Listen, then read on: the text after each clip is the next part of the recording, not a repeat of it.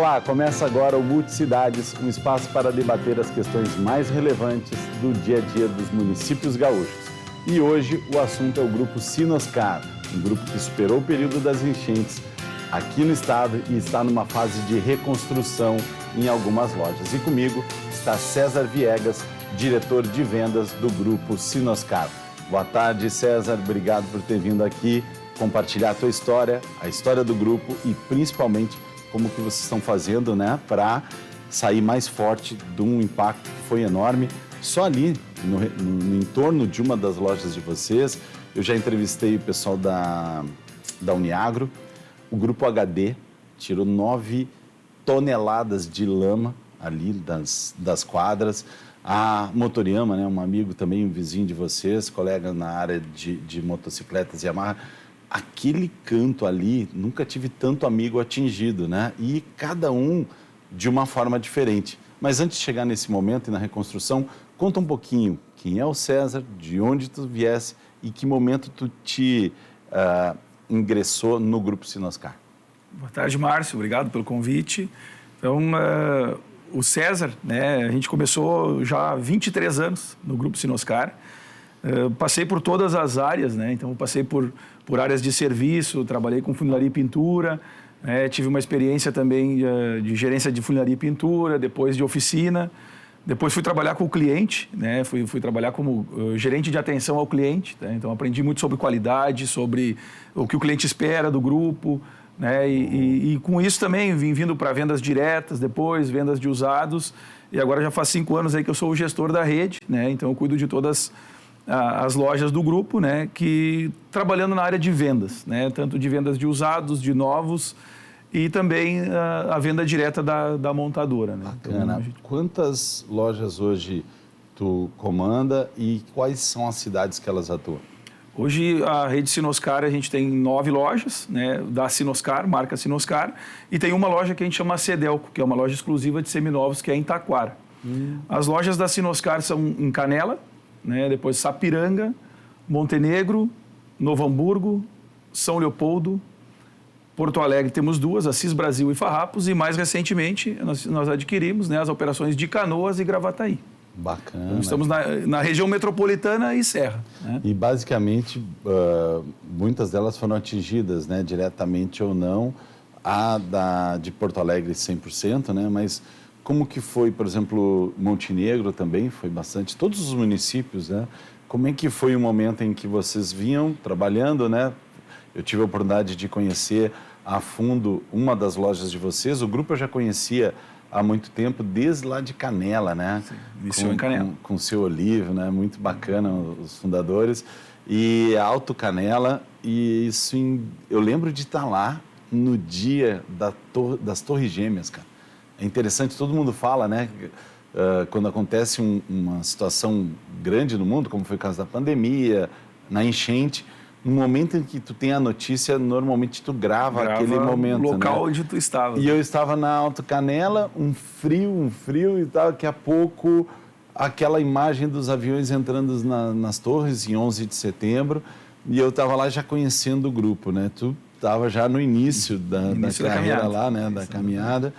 E é doido isso, né? Pensar que vocês são meu aluno, mas a gente não envelhece, né? A gente consegue manter a jovialidade. Então, cara, naquele momento ali, o grupo não tinha o tamanho que tem, né? Como é que foi esse plano de expansão e como é que foi a aquisição aqui de Canoas? O grupo vem passando, né, por etapas, né? Quando eu entrei no grupo, a gente já tinha algumas lojas, a gente tinha Canela, Sapiranga, Novo Hamburgo e São Leopoldo. Daí, naquela época, então há 22, 23 anos atrás, foi adquirido Montenegro, né? E há 20 anos atrás, um pouco depois, né, em 2003, 2004, ali, 2003, para ser bem exato, a gente entrou em Porto Alegre. Então, quando a gente entra na capital, né, a gente dá um salto de tamanho, efetivamente de participação no mercado, né, e começa, assim, a participar muito mais. E depois disso, depois da vinda a Porto Alegre, o grupo passou por um período de consolidação, né, onde não teve grandes aquisições, né, o grupo Sinoscar não teve aquisições, a gente operava na mesma área operacional, mas a gente não teve aquisições. E já no início desse ano. Então, a gente fez uma aquisição importante, né, que representou um crescimento de 30% na nossa capacidade de atendimento. Então, a gente adquiriu a operação de Canoas, que é uma operação bastante grande, e a de Gravataí, onde a gente costuma dizer que é a casa da Chevrolet. Né? Porque Gravataí, além de ter a nossa concessionária, Sinoscar é a casa da Chevrolet, digamos, até no Brasil. Né? Não é a mais tradicional, mas é a mais moderna, que mais produz. Né? A fábrica que tem mais investimento da Chevrolet é a fábrica aqui do Rio Grande do Sul. Né? Há poucos dias atrás, eu ainda estive lá com o governador Eduardo Leite, o presidente da GM, o Santiago Chamorro, o presidente da GM para a América Latina, anunciando um investimento de 1,2 bilhões de dólares para essa fábrica do Estado. Por coincidência, logo após a tragédia. Né? Já estava previsto, mas continuou consolidado, né? Esse trabalho de expansão dessa fábrica, que está entre as 5 mais modernas do mundo da Chevrolet e é a fábrica mais moderna da Chevrolet no Brasil. Aqui, né? E foi muito interessante, não querendo voltar muitos anos, mas ficou bem claro na época que tinha a Ford, tinha uma expectativa grande em Guaíba, né? Que a Ford viria. Nesse meio tempo, a Chevrolet foi a que veio, a Ford acaba abandonando o projeto no Rio Grande do Sul. Sim. E aí a GM começou, né? A Chevrolet com Gaúcho, conte comigo, né? Gaúcho, nós estamos juntos, e que bacana, porque não só os empregos diretos como os indiretos e tudo que ela representa para o Brasil, e tu tem que fazer chegar lá na ponta do cliente. Tudo ia bem, né? Até que uma enchente pegou. Como é que foram os prejuízos e como é que foi para lidar, né? Porque não foram 3 dias, não foram 3 semanas, foi uma jornada. Como é que foi com as equipes que foram atingidas? A enchente, ela veio, aparentemente, né? Ela foi aumentando, ela foi passando por estágios. E as nossas áreas operacionais, elas foram exatamente atingidas nesse ponto. Então, o primeiro lugar que a gente teve atingimento foi Canela. Faltou luz, né? A loja foi atingida? Não foi, mas faltou luz. Então, a primeira loja que a gente fechou foi Canela. Então, a primeira loja a gente fechou em Canela. Depois a gente teve algum problema. Sapiranga a gente passou ileso, digamos assim. Sapiranga a gente não teve nada de grandes perdas. Mas Montenegro a gente teve que fechar a loja por restrição de circulação na cidade. Porque a prefeitura, a Defesa Civil pediu, pessoal, não circulem na cidade.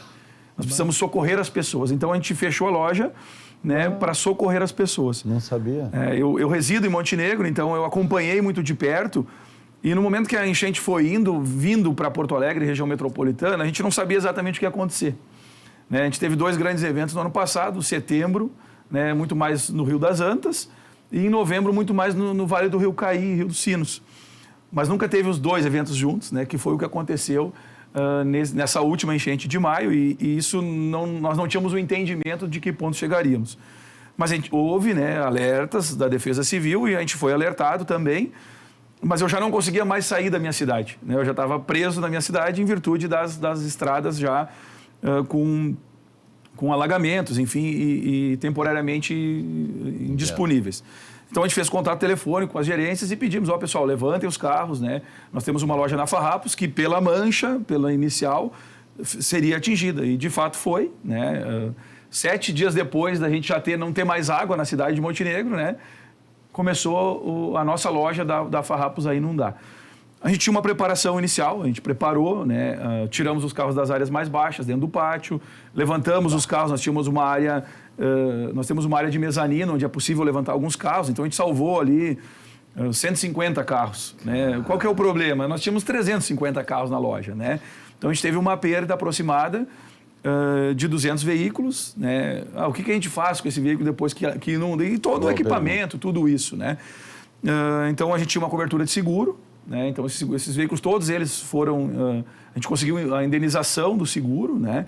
Para esses carros. Mas nesses momentos, antes de tudo isso, da importância do carro, qual que foi a nossa primeira demanda, né? Da nossa diretoria e de todas as nossas lideranças? Pessoal, precisamos entender onde estão nossos funcionários. Né, onde é que eles estão, se eles estão em segurança. Então, a gente teve resgate de funcionários com o carro da empresa, a gente teve funcionários abrigados nas nossas lojas, inclusive aqui de Canoas, né, a gente abrigou funcionários, a gente ajudou a população, aqui em Canoas faltava água, Então, a gente tinha um poço, nós temos um poço artesiano na nossa loja aqui. Então, o pessoal fez uma bica lá com 6 torneiras para que o pessoal da volta conseguisse utilizar um pouco de água também. Então, o nosso primeiro movimento foi um socorro interno aos nossos funcionários e um socorro à comunidade. Uma coisa importante, Márcio, uma decisão que a gente tomou foi de não fechar as lojas se elas tivessem condições de abrir. Né? Então, a loja de Canoas não fechou nenhum dia, porque sempre teve energia elétrica, nunca foi atingida pela enchente em si. Porém, né, obviamente que não tem clima para se comprar carro, não tem. Mas nós temos que dizer para a comunidade que nós estamos ali. Alguém bateu na porta, vocês conseguem carregar isso para nós? Vocês conseguem nos ajudar? Eu posso ir no banheiro? Né? Então foi com isso que a gente se preocupou num primeiro momento. Socorrer as comunidades, né? Primeiro a nossa pequena comunidade com funcionários. A gente teve em torno de 30 funcionários atingidos diretamente. Né? Do grupo todo, do grupo Sinosserra todo, foram mais de 100. Então, a gente fez uma vaquinha interna de ajuda para eles, de socorro, disponibilidade.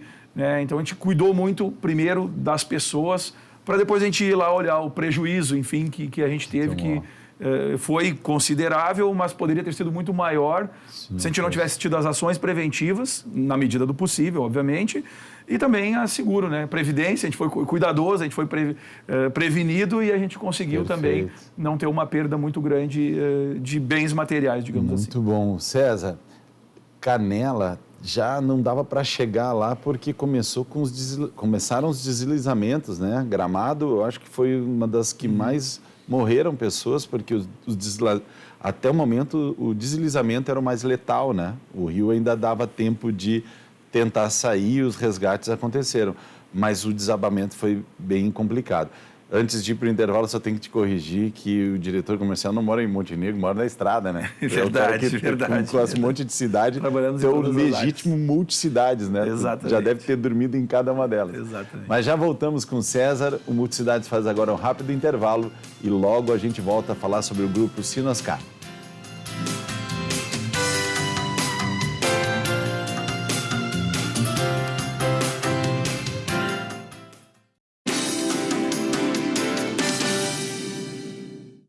Estamos de volta com o Multicidades e hoje está comigo aqui César Viegas, diretor de vendas do grupo Sinoscar.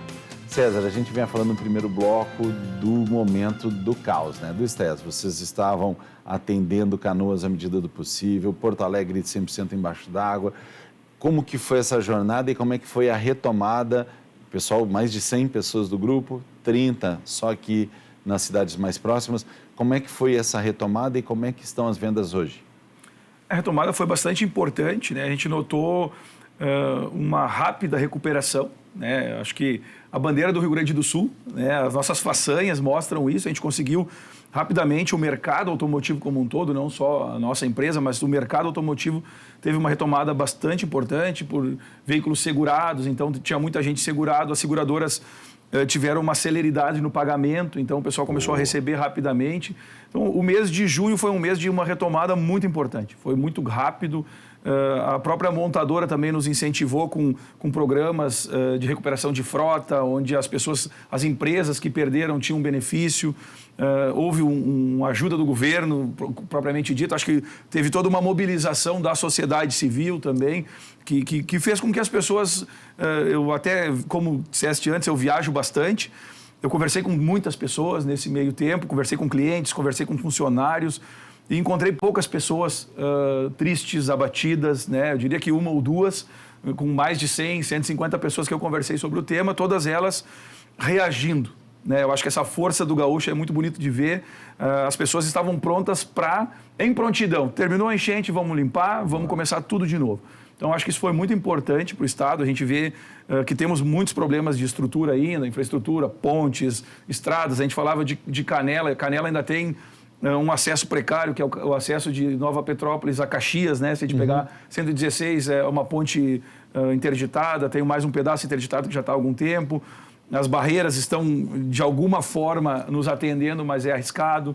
Né? Então, a gente tem muita coisa ainda por reconstruir, mas, na verdade, o que a gente vê é o ânimo da população, o ânimo do comprador de automóveis. Foi uma retomada impressionante. E como a gente entendeu o que cuidou da nossa equipe, a nossa equipe estava pronta para isso. Então, junho foi muito bom, né? Junho a gente cresceu muito e a gente nota que julho continua o mercado acontecendo. Na reposição, né? Então tem alguns clientes ou muitos clientes que tinham seguro, estão repondo o seu carro, então estão comprando um carro novo, um carro seminovo, sem um carro na troca, mas também já começa a ter aquele cliente que volta à sua vida normal, que é, vou trocar meu carro, vou me dar essa alegria, porque afinal de contas o carro sempre é, né, um presente, uma coisa que nos traz alegria quando a gente compra, quando a gente adquire um carro, que é um dos bens mais valiosos que a gente vai adquirir na nossa vida. Então, é importante a gente também entender que essa demanda, ela está grande, mas também é importante a gente entender o que acontece por trás, né? Então, tem muitos carros que foram alagados, tem muitos desses que não têm, né, seguro, e eles vão voltar para o mercado, né? Então, tem que ter cuidado até na hora de adquirir um produto hoje. Importantíssimo, né? Isso. Algumas dicas para que o consumidor não caia numa emboscada nesse momento. O produto seminovo, né? O carro seminovo, ele está arriscando de certa forma. Então, o que a gente recomenda para o cliente, né? Comprar de alguma empresa idônea que tenha estabelecida, que possa, depois da aquisição, dar um suporte de garantia, né? Então, comprar o carro hoje, né, C2C, que a gente chama, de um outro consumidor, não é protegido, né, pelo Código de Defesa do Consumidor. Não sabia. A relação de defesa do consumidor sempre é uma empresa vendendo para uma pessoa física, né? Então, eu quero comprar com segurança. É B2C, né? Business consumidor. Precisa ter esse foco, porque o Código de Defesa do Consumidor é uma empresa e um consumidor. Nem todo mundo sabe disso. Não sabia. Né? Consumidor não é protegido pelo Código de Defesa do Consumidor. Que interessante. Né? Então tem que ter esse cuidado hoje, porque é um momento arriscado. Sim. Né? Não estamos falando aqui de má fé ou de boa fé, mas a pessoa às vezes quer vender o carro dela e, por coincidência, esse carro foi alagado e aí a gente pode comprar um problema, né? O que vai dar de problema num carro alagado a gente não sabe, né? Não sabe até onde que vai o dano, não sabe até onde que foi.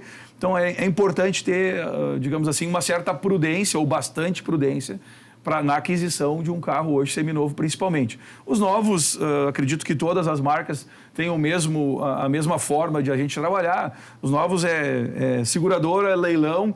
Quando a gente vai adquirir um carro no leilão, a gente sabe que ele é procedente de alagamento, né? Daí é uma relação diferente, né? Boa. E como é que funciona hoje, César? Eu já acompanhei algumas ações de vocês, né?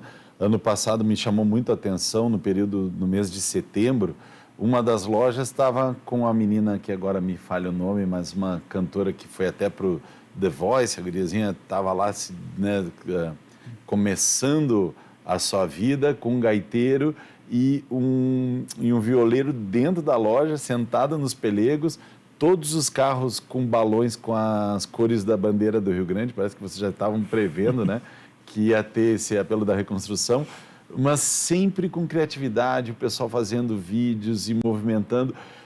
Antigamente o cliente ia até a loja, né, mas hoje a loja tem que ir até o cliente, né, tem que ter atrativos para que o cara vá lá, né, numa semana farroupilha, ouvir uma música gaudéria de cantores muito bons e, ao mesmo tempo, fazer uma negociação, mas também tu tem que conseguir chegar no cara que não vai mais na loja e quer ficar só em casa e, quiçá, já estudou o carro até mais que o vendedor, né? Ficou horas ali estudando porque as informações estão mais acessíveis.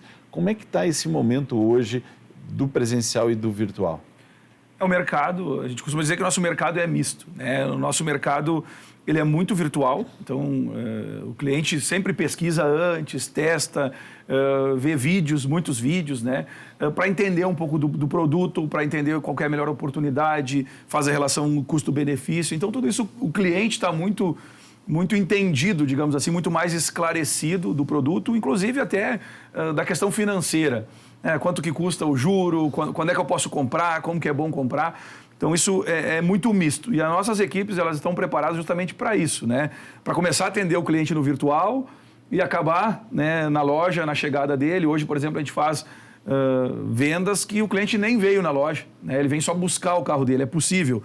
Por quê? Porque hoje a gente consegue fazer uma avaliação do carro dele virtualmente, a gente consegue passar o preço para ele consegue fazer documentos, né? Todos os documentos ele consegue assinar digitalmente hoje, né? Tanto os documentos bancários quando há financiamento, como os documentos de transferência do veículo, né? Hoje não precisa mais ir no cartório, ele consegue fazer assinatura pelo Gov, né? Então tudo isso facilitou muito, a pandemia foi um impulsionador disso, né?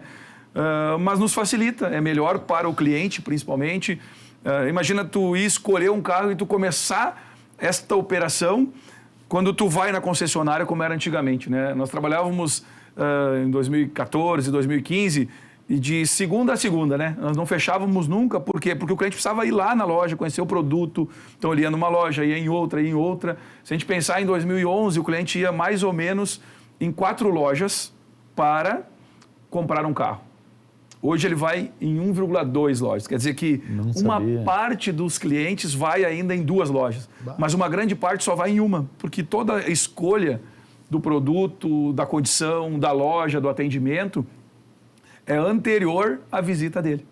Então ele já escolheu o produto que ele quer, ele já escolheu com quem ele vai comprar, ele só vai lá na loja mesmo para consolidar essa compra ou para fazer a retirada, né, do produto. Isso é muito importante e a gente trabalha muito forte isso porque é uma questão de atendimento. Né? Muitas vezes no WhatsApp, por escrito, a gente não consegue dar um sorriso para o cliente. Né? O sorriso a gente consegue dar presencial, mas no WhatsApp, como que a gente vai lidar com isso? Como que a gente vai trazer o cliente? Né? Então a gente tem muito cuidado em respostas rápidas, na forma como a gente aborda, na própria mídia, no nosso site, para que as pessoas consigam ver os carros. Tudo isso é um trabalho que a gente constrói diariamente, digamos assim. Que legal.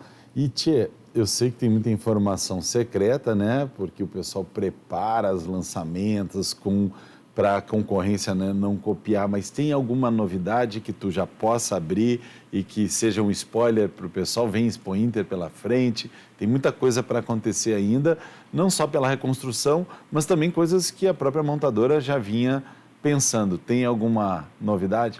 Não, teremos novidades, né? Esse ano na Expo Inter a gente tem o lançamento da nova S10, então ela já está rodando, né? Ela começou, o lançamento foi em maio, inclusive.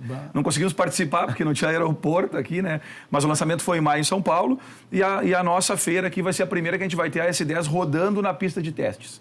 Né? Então a gente vai ter a S10 aqui em Esteio rodando na pista de testes, né? Test drive, enfim, um novo produto, é um produto totalmente novo, motor novo, suspensão nova, caixa de câmbio nova, né? Painel interno, tudo novo, uma tecnologia bastante interessante. Então esse é o grande produto desse ano, né? E para o ano que vem a gente tem lançamentos novos, né? Em vários segmentos de SUV pequena, que é um segmento que a gente não atua hoje. Tem novidades num produto que será fabricado aqui em Gravataí, por isso esse aporte, né?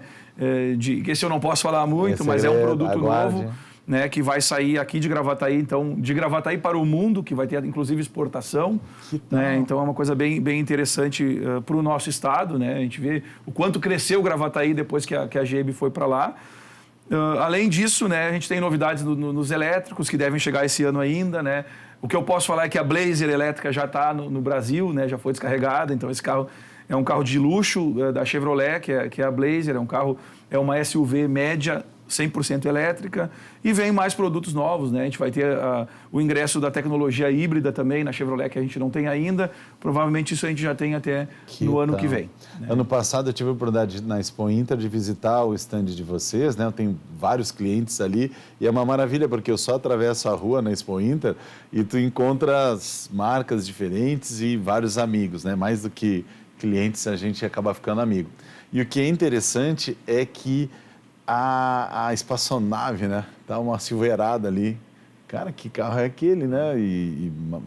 Quase 500 mil na época, né? Como é que tá? No norte vende muito, mas aqui vendeu? A Silverado é um produto que continua, né? Digamos assim, é um eterno lançamento, porque é um carro de sonho, é um carro de inspiração das pessoas, é um carro que no estado vende, né? Principalmente no interior. Né, a capital é um carro muito grande, né, é uma picape grande, é uma picape que atua num segmento diferenciado. Então a gente vende bem o produto, teremos a Silverado, né, para exposição novamente, para venda, né, a gente tem disponível hoje o carro para venda também na Expo Inter. Né? A Expo Inter é uma grande demonstração de força das marcas. A gente encontra todos os nossos amigos, né, de todas as marcas, enfim, e é um momento de alegria nosso, é um momento que reforça a força do Estado. Né? No ano passado a gente teve a visita de toda a diretoria da Chevrolet aqui, justamente para o lançamento desse carro da Silverado, e eles ficaram impressionados. Né? Então hoje, quando eu falo por call ou por uma ligação com o pessoal de São Paulo, eles entendem do que eu estou falando quando eu falo de Expo Inter, né? Lembrando que o parque, né, teve alagado, sim, né, sim. 2 metros de água em alguns pontos. Eu tive na semana passada lá, posso dizer para todo mundo, isso aqui eu vou fazer mais um merchan da Expo Inter, o parque vai estar pronto, o parque está consolidado, a gente esteve lá, está tudo pronto, impressionante assim a reconstrução que está sendo feita. Eu diria que quem não sabe que foi enchente não vai perceber, tá igual os outros anos, né? Tá um parque de obras, obviamente, tá todo mundo trabalhando, mas tá pronto para receber os visitantes. A ironia do destino vai ter que fazer barro para poder andar no barro, né? Lá que estava alagado, agora para ter a experiência do test drive, para quem nunca foi na Expo Inter ou quem nunca foi nesse setor da Expo Inter, porque tem bicho, tem maquinária agrícola, tem tudo, mas nesse momento fazer o test drive é super divertido, né? E a gente recomenda. César, antes de encerrar, eu tenho que comentar, e tu devia estar presente no Vila Aventura, num evento há vários anos, se eu não me engano, acho que foi 2014. Eu tive a oportunidade de fazer uma convenção lá e estavam toda a força de vendas da Chevrolet do Rio Grande do Sul. E eu pedi um Camaro amarelo para entrar, né? Queria entrar lá do fundo e fazer a entrada. Quando eu chego lá tinha um Camaro vermelho. Eu falei, pô, a moça da organização, da agência que estava organizando, acho que nunca tinha ouvido uma música sertaneja, né? Não tinha como entrar com a música do Camaro amarelo. Entrei com vermelho mesmo, mas foi super bacana. E desde lá eu admiro o trabalho de vocês, acompanho sempre que posso in loco, né, como foi o caso da tua loja atingida, e a Gauchada pode ficar tranquilo que estão com os melhores equipes, os melhores produtos, e aqui o Rio Grande só tem a agradecer vocês. Obrigado a tua vinda aqui, e o Multicidades fica hoje por aqui. Se você quiser rever essa entrevista ou outras, basta você entrar no nosso canal do YouTube e principalmente compartilhar com quem você acha que pode servir essa inspiração. Obrigado. Até a próxima.